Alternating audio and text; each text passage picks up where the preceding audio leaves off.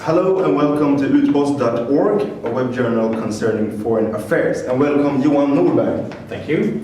Happy to have you here. And Johan Norberg is known not only because of his appearance here at Utpost.org, but also because he is a libertarian debater and currently writing a book called Considering the Financial Crisis. I don't know the title. A Perfect Storm. A Perfect Storm.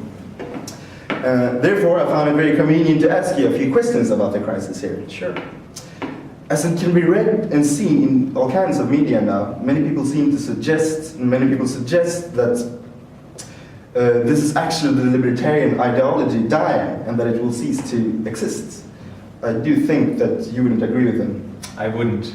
And yes, people would think so for obvious reasons, because there are individuals who made enormous mistakes on the market, on the financial markets. The bankers, investment bankers, speculators and so on have really caused all of these problems. But what people fail to think about is who created the kind of incentives that made it reasonable for them to do those mistakes. And I would say that in many instances it was the central banks who had far too low interest rates, which created the whole real estate bubble. It was financial authorities that made it profitable to create a very non-transparent shadow banking sector and things like that. So we have to think about, well, sure, bankers made mistakes, but why did they do them? Who set the rules? And actually it was the governments, the financial authorities, the central banks. One of the people I know won't agree with you on this is Naomi Klein. She's the author of the book, The Shock Doctrine, and I do know that you have a lot to say about this book. I also know you wrote a book about her Shock Doctrine, and I suppose it might be hard for you to summarize this whole book in a few sentences as we have a time limit here, but could you briefly explain to us the core of your critique against her? Well, she claims that liberal, libertarian, free market ideas are very unpopular. So what we do, we libertarians, is that we wait for some sort of shock, some sort of crisis, and then we implement all our ideas before people have a chance to oppose them. And my opposition to the book is, first of all, she fails to show that that's something that free marketeers and libertarians think about. She consistently distorts the quotes from liberals like Milton Friedman when she tries to present them as advocates of this shock doctrine. But more than that, she fails to realize that in most instances, when we have big shocks, big crises, what happens is that people are looking for someone to protect them. And the biggest one out there to protect them is the government.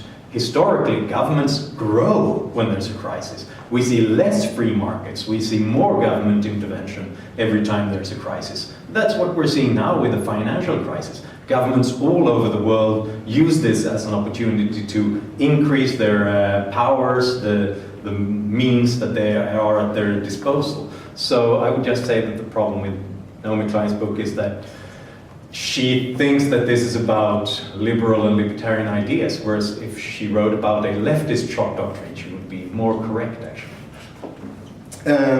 And in this book, she especially targets Milton Friedman, and she claims that he and his unconditional belief for the free markets walks over dead bodies and he cooperates with dictators such as Pinochet.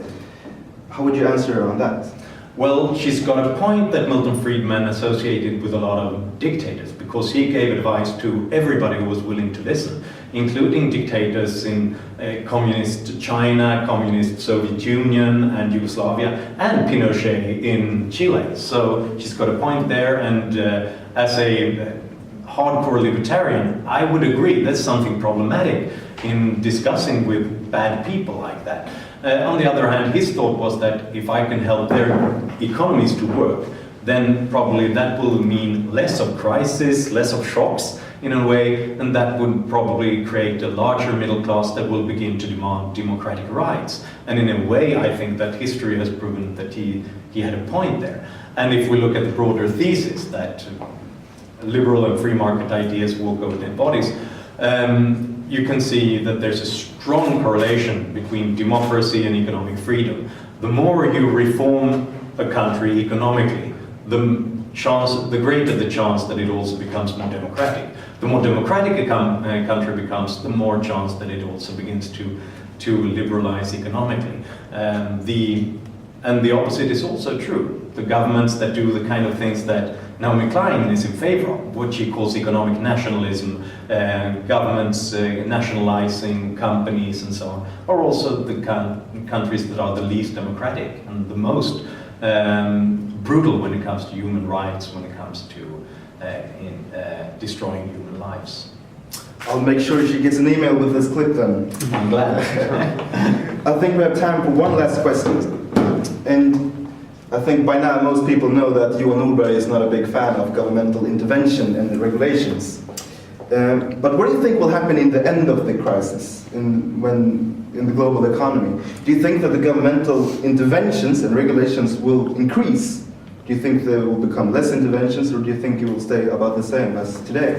Well, for the first time in a long time, I'm a pessimist when it comes to this. I think that the scale of government intervention right now, the number of companies and banks being nationalized and subsidies going into failed businesses and so on, I think even though a lot of politicians understand that, yeah, this is not the future, this is not the way things work, I think it's going to be extremely problematic to roll it back, because you also create pressure groups. You can see business people, capitalists all over the world right now demanding more government intervention because they want the taxpayers' money.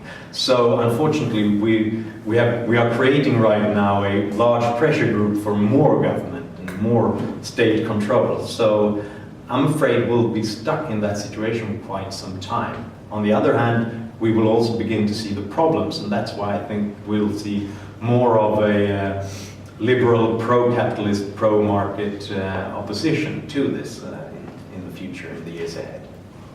Thank you, Johan Norberg. It was interesting to listen to your lecture. Thank you. This clip and many others can be seen on the association web journal, utpost.org. Klart!